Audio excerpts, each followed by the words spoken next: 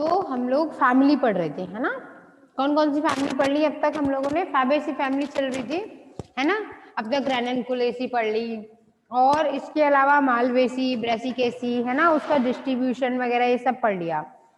अब उसके बाद अगली जो फैमिली है वो कौन सी पढ़नी है हमें? पैपिलियोनेटी, ठीक है। कुल कौन सा हो गया?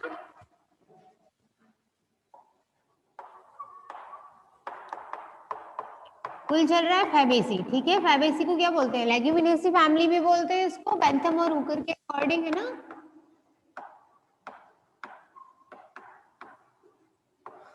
लेग्यूमिनेसी फैमिली, ठीक है। उसी को क्या बोलेंगे? फैबेसी।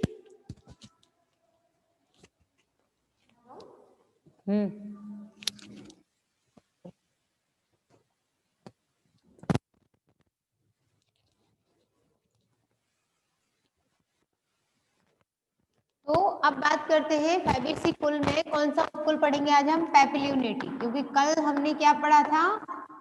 सिसिलपिनॉइडी, म्यूकोसॉइडी, ये दोनों तो पढ़ लिए। तीन कुल होते हैं फैबेसी के, है ना। सिसिलपिनॉइडी, म्यूकोसॉइडी एंड पैपिलियोनेटी। तो आज क्या पढ़ेंगे? पैपिलियोनेटी।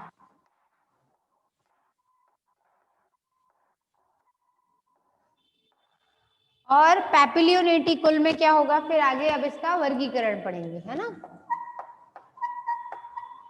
वर्गीकरण किसके अनुसार होता है? बेंथम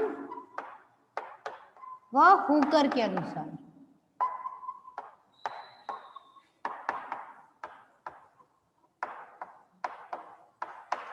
और वर्गीकरण में फिर सबसे पहले क्या आएगा?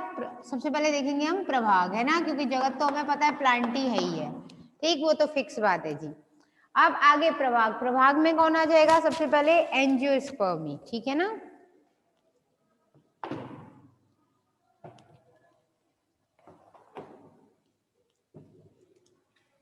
एंजियोस्पर्मी क्यों? क्योंकि बीज कैसे होते हैं? आवृत होते हैं ना, आवृत बीज। तो प्रभाग कौन सा हो जाएगा? एंजियोस्पर्मी। प्रभाग हो गया एंजियोस्पर्मी। उसके बाद उपप्रभाग, उपप्रभाग क्योंकि दो बीज पत्री है ना, मटर वगैरह, इसको ही क्या कहते हैं? मटर कुल। कल कौन सा पढ़ा था? सिल्पिनोइडी, अशोक कुल, है ना। और मिमोसोइडी, माइमोसा प्यूडिका, छुई मुई, इसे मटर कुल भी बोलते हैं, ठीक है। एंजियोस्पर्मी के बाद ये हो जाएगा डाइकोटिलिडनी,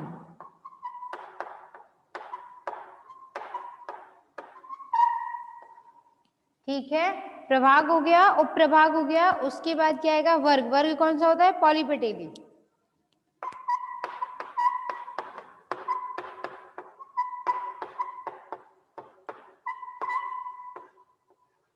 वर्ग पॉलीपेटेली। वर्ग के बाद अगला आता है श्रृंखला, कैल्सीफ्लोरी।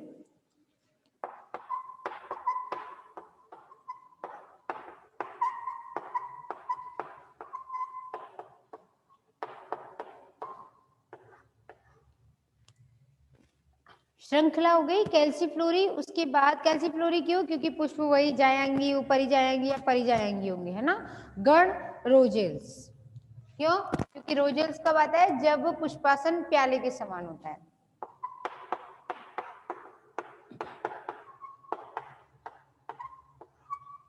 गण हो गया रोजेल्स। गण के बाद अगला आता है कुल। कुल कौन सा है? फैबेसी या लेग्यूमिनेसी।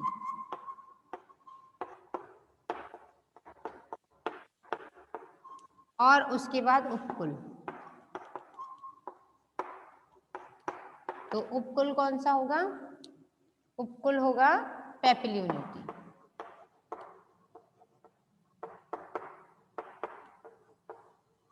ठीक है, क्यों? क्योंकि इसमें पेपस के समान दल होते हैं, ठीक है। अब उसके बाद आगे आता है क्या? लाक्षणिक गुण, ठीक है। लाक्षणिक गुण कौन कौन से होंगे इसके?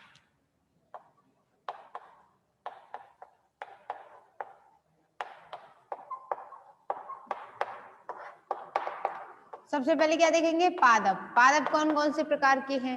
ठीक है, तो पादप जो होते हैं इसमें ज्यादातर शाक है। शाक का मतलब जिसमें लकड़ी नहीं होती है, ज्यादातर शाकीय पौधे होते हैं, ठीक है। मतलब जैसे पालक, मेथी वगैरह होते हैं, बिल्कुल जिसमें कहीं कोई लकड़ी नहीं है, ठीक है। ऐसे सॉफ्ट सॉफ्ट से, वुडी कंडीशन नहीं है, जाइलम नहीं, ठीक। तो ये हो जाएगा पादप। के बाद अगला क्या आएगा कि तना कैसा होगा, जड़ कैसी होगी। तो लेग्यूमिनेसी कुल है तो जड़ें तो हमेशा ग्रंथिल होंगी होंगी, लेकिन इसमें क्या होता है, जड़ जो है वो राइजोबियम जीवाणु इसी के अंदर होता है। तो एक जड़ जो है वो क्या, वास्तविक रूप से अगर कहा जाए कि जड़ में सहजीवन लेग्यूमिनेसी कुल में पाया जाता है, तो लेग्यूमिनेसी के पैपिलिनेटी में ही पाया जाता है, बाकियों में इतना नहीं है। ठीक है, तो इसी में होता है, बाकियों में है ही नहीं। चुईमुई के पौधे में गांठें देखी आपने? नहीं, इसमें है ना। तो इसका जड़ जो होगी वो कैसी होगी, सहजीवी। सहजीवी क्यों होगा, उसके अंदर कौन सा होगा, राइजोबियम जीवाणु। राइजोबियम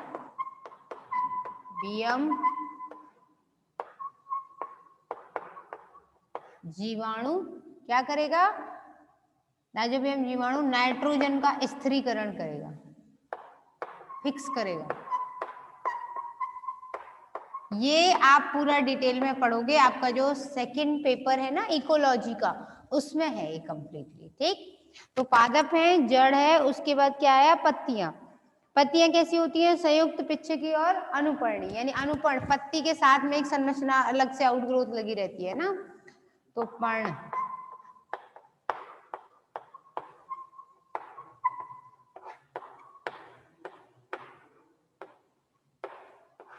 पिच्छकी बताया था ना, मिड रिब जितना ज्यादा डिवाइड होगी उतना ऐसे एक पिच्छकी, और डिवाइड होगी तो द्विपिच्छकी, या फिर ये ऐसे हो कि ये फिर यहाँ से भी पत्तियां तो त्रिपिच्छकी, इस तरीके से पिच्छकी निकलते चले जाते हैं। ठीक है, जितने ज्यादा मिड रिब डिवाइड होगी। तो संयुक्त पिच्छकी और अनुपर्ण। ठीक, पर्ण, जड़ हो गई, पर्ण हो गई, तना तो उसमें बहुत बड़ा होता है नहीं है। उसके बाद पुष्पक्रम। पुष्पक्रम क्या होता है, असीमाक्षी, असीमाक्ष।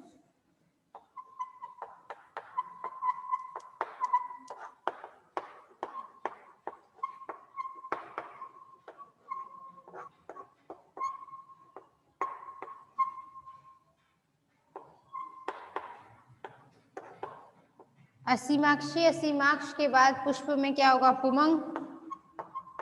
पुमंग कैसे रहेंगे, 9+1 में, यानी 9 एक संगी और एक अलग। ठीक है, और दूसरी चीज पुष्प कैसा होगा, पुष्प, अच्छा पुष्प क्रम के बाद पुष्प लिखना था आपको, ठीक है ना, पुमंग तो बाद में लिखेंगे, क्योंकि इसकी सबसे विशेषता तो पुष्प की है। पुष्प कैसा होता है, एक व्यास सममित। एक व्यास सममित का मतलब एक ही तल से काटने पर दो बराबर भागों में बढ़ सकता है, बाकी कोई दूसरी समिति से नहीं कट सकता। ठीक है, एक व्यास सममित हो गया। दल विन्यास कैसा होगा, अवरोहिणी, कोढ़छादी, और आकार तितली के आकार।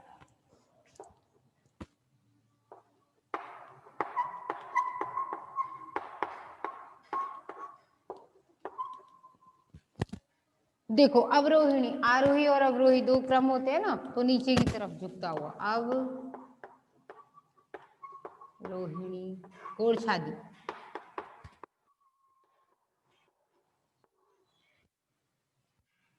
और तितली के आकार का।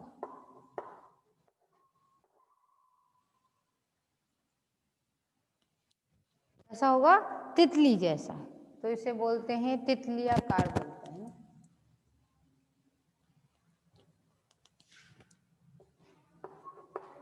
तितलियाकार, यानी कि जो दल होंगे वो तितली के जैसे होंगे। ठीक, उसके बाद पुष्प के बाद पुमंग।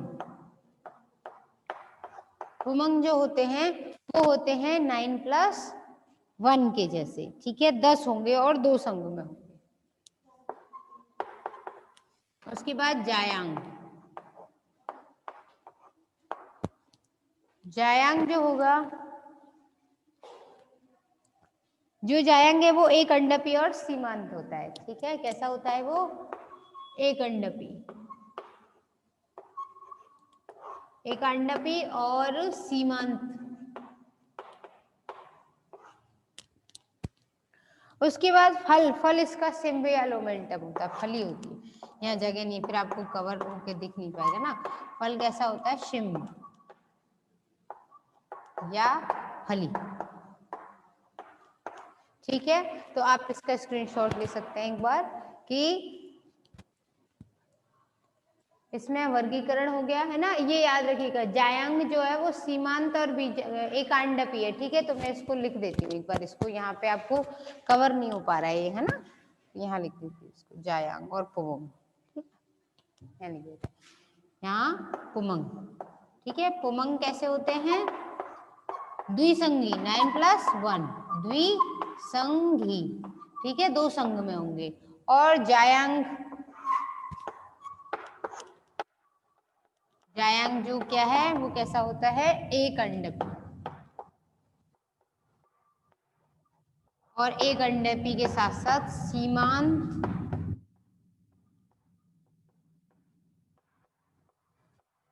बीजांडन्यास, ठीक है। तो अब इसके बाद ये आप एक बार देख लीजिए, फिर उसके बाद बात करेंगे वितरण कैसा है, ठीक है, कहाँ कहाँ कितना मिलता है। और वितरण के बाद फिर क्या पढ़ेंगे, इसकी स्पेशल क्वालिटी और फिर इसके आर्थिक महत्व, ठीक है।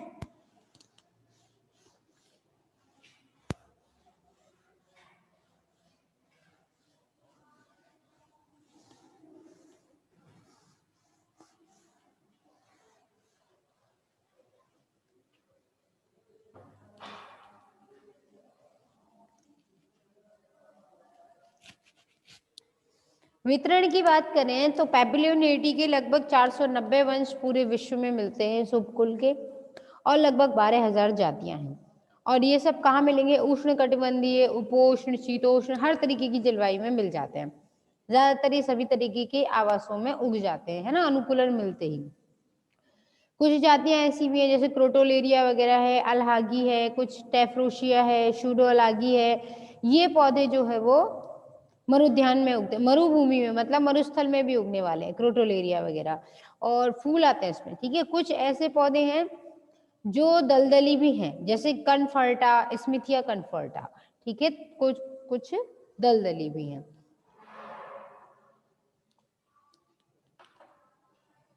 तो आवास के बाद ज्यादातर पौधे जो है अब उनके आर्थिक महत्व की, क्योंकि रूट जो होती है, जड़ जो होती है, वो तो कैसी होती है, मूसला जड़ होती है। पार्श्व शाखाओं पर, मतलब जो जड़ है, जड़ के बगल से, साइड से निकलने वाली जो शाखाएं होंगी, जड़ की जो शाखाएं, उन्हें क्या कहते हैं, पार्श्व शाखाएं। वो जो होती हैं वो कैसी हैं, उन पर गांठें पाई जाती हैं, और उनमें नाइट्रोजन को फिक्स करने वाले 2 जीवाणु रहते हैं, एक तो राइजोबियम, दूसरा एजोबैक्टर, ठीक है। इस अगर तने की बात करें तो काष्ठी मिले, यह ज्यादातर तो शाकीय होता है, चिकना होता है, ठोस, खोखला, या कभी कभी आरोही शाखित भी मिल जाता है। क्यों, क्योंकि जैसे पाइसम सटाइवम है, मटर, ठीक है, तो उसका तना काष्ठी लकड़ी जैसा तो नहीं होगा, लेकिन ऊपर की तरफ चढ़ने वाला होगा, थोड़ी बहुत उसमें सॉलिडिटी, ठोसपन होगा, ठीक। लेकिन कुछ शाकीय होते हैं जैसे एरिकिस प्रोस्टेटा, है ना, एरिकिस हाइपोजिया। मूंगफली का जो पौधा होता है वो शाकीय है, उसके अंदर जड़ है, वो मतलब तना है ही नहीं, ठीक है। उसके बाद केजेनस इंडिकस, टेफ्रोसिया निटेल्स, ये छुप झाड़ी जैसे कुछ पौधे होते हैं ना। एब्रस प्रिक्टोरियस, ये जो पौधा है एब्रस प्रिक्टोरियस, ये होता है रत्ती।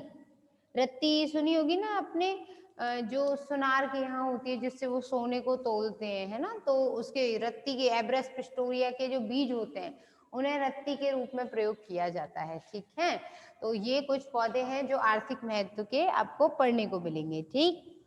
वृक्ष जो है, कुछ पौधे इसमें भी हैं जैसे दलबर्जिया, लेटिफोरिया, सोफोरा जेपोनिका, है ना, डलबर्जिया सिसो, शीशम वगैरह के जो हैं वो इस तरीके से कुछ पौधे भी हैं, ठीक। जैसे डलबर्जिया सिसो जो है वो इसी फैमिली में आता, ठीक है, पैपिलियोनिटी में ही, उपकुल में ही आएगा।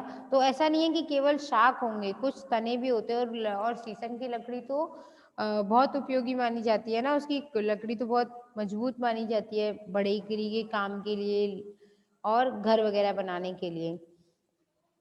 पत्तियों का वृंत फूला हुआ होता है, पिच्छकी होंगी, एक से ज्यादा पिच्छकी होती है, ठीक है। अनुपर्णी यानी कि पत्ती के साथ साथ एक अति वृद्धि और निकली रहेगी, पत्ती जैसी संरचना और देखने को मिलेगी, ठीक है। एक पौधा होता है डेस्मोडियम का, ठीक है। डेस्मोडियम में 3 पर्णक उपस्थित होते हैं, और सबसे छोटे पार्श्ववर्णक तापमान में बदलाव आने से ऊपर नीचे होते रहते हैं, इसलिए उसे टेलीग्राफ प्लांट भी नाम दिया जाता है। ठीक है, ये कुछ स्पेशल क्वालिटी है इसकी, वो याद रखनी है। तो पहले हम देखते हैं इसकी क्या विशेषता। Good morning Jitin.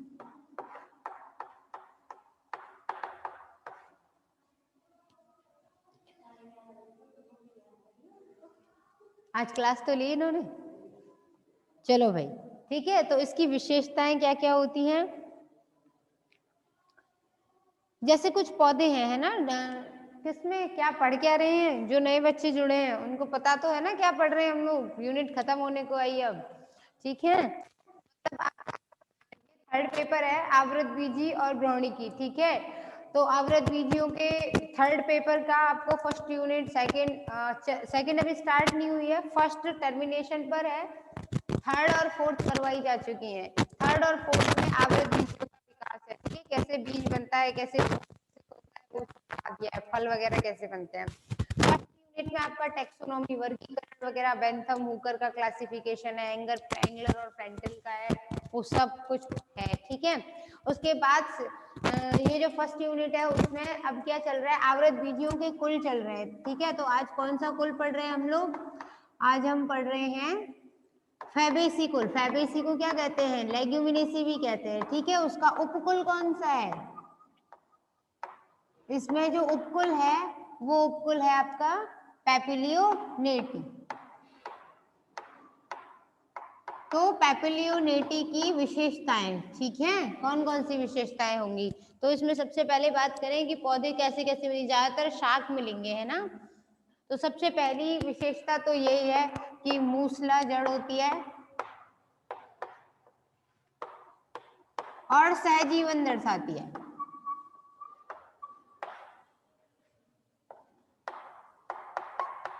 और जो सहजीवन होगा वो किसके द्वारा होगा, कौन कौन से जीवाणु होते हैं, एक तो होता है राइजोबियम,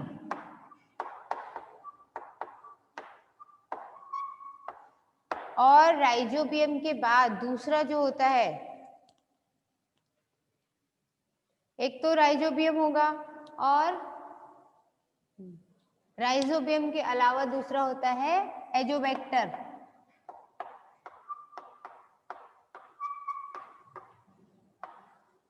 ठीक, तो राइजोबियम और एजोबैक्टर क्या करते हैं, नाइट्रोजन का स्थिरीकरण कर देते हैं, नाइट्रोजन का फिक्सेशन करेंगे।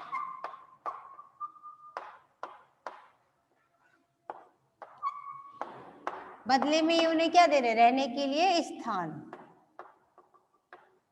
ठीक है, फिर उसके बाद दूसरे में क्या है, दूसरी विशेषता ये है इसकी कि कुछ, वैसे तो ज्यादातर आपको पता है मटर वगैरह होंगे, क्योंकि पैपिलियोनेटी को ही क्या कहते हैं, मटर। ठीक है,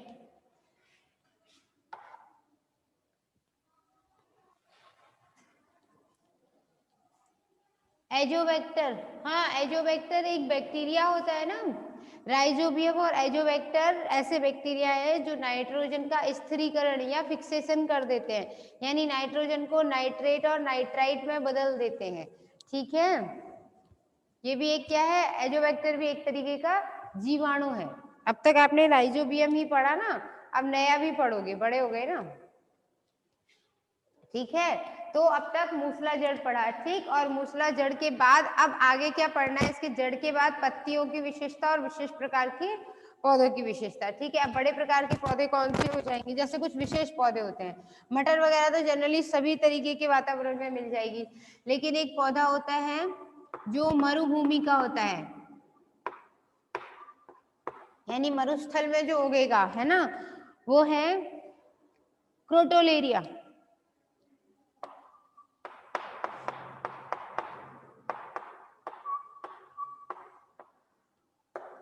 ठीक, इसके अलावा दलदली भूमि में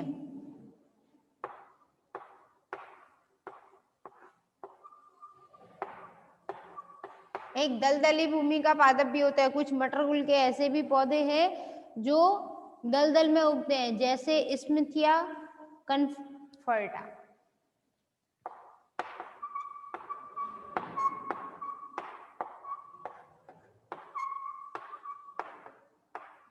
स्मिथिया कन्फर्टा, ठीक है, दलदली भूमि का। अब इसमें से पूछा कैसे क्या जाएगा, ज्यादातर पूछे जाते हैं आपसे आर्थिक महत्व के पौधे, ठीक है।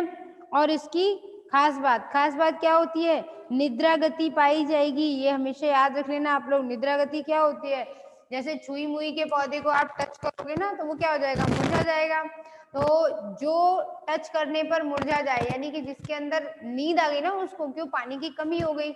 अब जब छुई मुई के पौधे में पानी की कमी हो जाएगी तो पत्तियां मुरझा जाएंगी, ठीक है। फिर जब आप उसको थोड़ी देर के लिए छोड़ दोगे ऐसे ही उसकी हाल पे, तो क्या होगा, वो पानी की फिर से रीसप्लाई करेगा। जब पानी दोबारा से ऊपर चढ़ के आएगा, क्योंकि बहुत ही नाजुक सा पौधा होता है वो, है ना, इतना सेंसिटिव होता है कि जैसे ही हम हाथ लगाते हैं तो उसका जो जाइलम पानी लेके आ रहा था वो पानी पीछे को धक्का लग जाता है, तो पानी वापस चला जाता है, पानी की कमी से मुरझा जाते हैं। तो इस तरीके की जो गतियां होती हैं वो फैबेसी कुल के पौधों में ही होती है, और उसे हम क्या कहते हैं, नैश गति, या फिर नैश गति के अलावा उसे हम कहते हैं स्लीपिंग मोमेंट्स या निद्रा गतियां, ठीक है।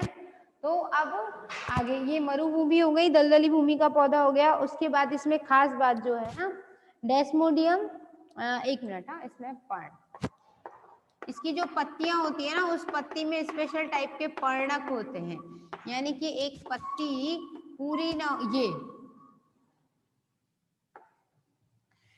साइड से अलग से पत्तियां निकली रहेंगी, ठीक है, ये अलग से, पत्ती तो पूरी थी, उसमें क्या हो गया, साथ में विशेष संरचना और निकल गई, पर्णक। तो ये एक स्पेशल बात है इसकी, पर्णक भी होते हैं, पत्ती जैसे दिखाई देते हैं जो, ठीक है, मुख्य पत्ती के साथ में जो होंगे, ठीक। तो मुख्य पत्ती के सामने साथ में जो पत्तियां निकलती है उन्हें पर्णक कहते हैं। जैसे डेस्मोडियम गायरिनस है, उसमें तीन तीन होते हैं। इंडिगोफोरा कॉर्डिफोलिया का पौधा है, उसमें सरल पत्ती मिलेगी, हर जगह ही नहीं मिलती है ना। पाइसम सटाइवम में पूर्ण रूप से संयुक्त पर्ण मिलेगी, ठीक है, उसमें पता ही नहीं चलेगा। दूसरी चीज, इसमें पर्णक के साथ साथ प्रतान भी मिलते हैं। प्रतान क्या होते हैं, जो पौधे को ऊपर साथ चढ़ने में सहारा देते हैं ना, ऐसे छल्ले जो घूमते चले जाते हैं, जो मटर वगैरह के पौधों में देखे होंगे, तो उन्हें प्रतान कहते हैं इसे। फिर पुष्प की बात करें तो ज्यादातर पुष्प जो होते हैं ना, उनमें सहपत्रिकाएं होंगी, अनियमित एक व्यास सममित प्रकार के होंगे। पुष्प की सबसे बड़ी खास बात यह है कि इसका जो पुष्प होगा वो पेपस यानी तितली के आकार का होगा, तितली आकार। तितली के आकार का मतलब इसमें होगा क्या, ये ऊपर का दल ऐसे, और दूसरा ये कंडीशन में, और फिर तीसरा ऐसे जुड़ा हुआ होगा, यानी दो ये जुड़े हुए होंगे, बाकी के आपस में जुड़े हुए नहीं होंगे, ये याद रखना। ये अलग है, ये साइड वाले जो साइड में होते हैं पार्श्व कहते हैं, तो पार्श्व के अलग होते हैं ना, और ये जो है इसकी स्थिति कुछ ऐसे होती है, ठीक है। तो ये दूर से देखने पे थोड़ा तितली जैसा दिखाई देता है, ठीक, इसलिए इसे पैपिलियोनेटी उपकुल भी कहा जाता है। और दलपुंज कैसे हो गए, 5 है ना, लेकिन 5 में भी कैसे होंगे, 1 2 और 2, इसको ऐसे लिखा जाता है 1 + 2 ब्रैकेट में, क्यों, एक ये अलग है, 2 ये भी अलग है, लेकिन ये दो एक दूसरे से जुड़े हुए हैं, ये नीचे वाले, तो इन्हें जो जुड़े हुए होते हैं उन्हें ब्रैकेट में लिख दिया। आई बात समझ में। कुल मिला के दलपुंज की बात की जाए तो उसमें कितने संघ हो गए, 3 संघ हो गए उसमें एक तरीके से, ठीक है। और कोई डाउट हो तो आप लोग पूछ सकते हैं, ठीक है।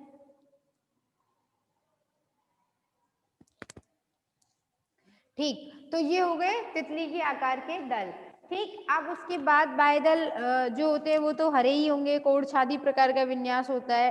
कोढ़ छादी का मतलब क्या हुआ, देखो जो दल है ना पुष्प के, इन दलों का क्रम देखा जाता है कि ये कैसे लगे हुए हैं एक दूसरे से, यानी ये इसके ऊपर चढ़ा हुआ है, ढके हुए हैं, या अंदर की तरफ है, या ऊपर की तरफ है, ठीक है। तो ये ऊपर से देखोगे ना आप किसी फ्लावर को, तो इसकी कंडीशन ऐसे दिखाई दे रही है आपको, ये एक दल हो गया, दूसरा वाला इसको ऐसे ढके हुए इधर से ये, ठीक है, ये इधर से यहाँ से इससे दबा हुआ है तो ये यहाँ से ऊपर से इसको ढके हुए, इस तरीके से व्यावर्तित वगैरह। अगर इसका ऊपर का ही पोर्शन ले अपन, ये हिस्सा काट दे, तो फिर देखो इसकी स्थिति ऐसे दिखाई देती है, तो इसे तो कहते हैं व्यावर्तित। एक सिरा नीचे दूसरा ऊपर, एक दबा हुआ एक उठा हुआ, ये तो व्यावर्तित हो गया। ठीक है, एक मिनट बस। अगर इसकी स्थिति ये है तो उसमें क्या होगा, एक पूरा ऊपर उठा हुआ, बाकी 3 व्यावर्तित और एक दबा हुआ, ये स्थिति जो होती है ना वो कैसी हो जाएगी, कोर छादी। ठीक, अब आप रिजॉइन कर लीजिए।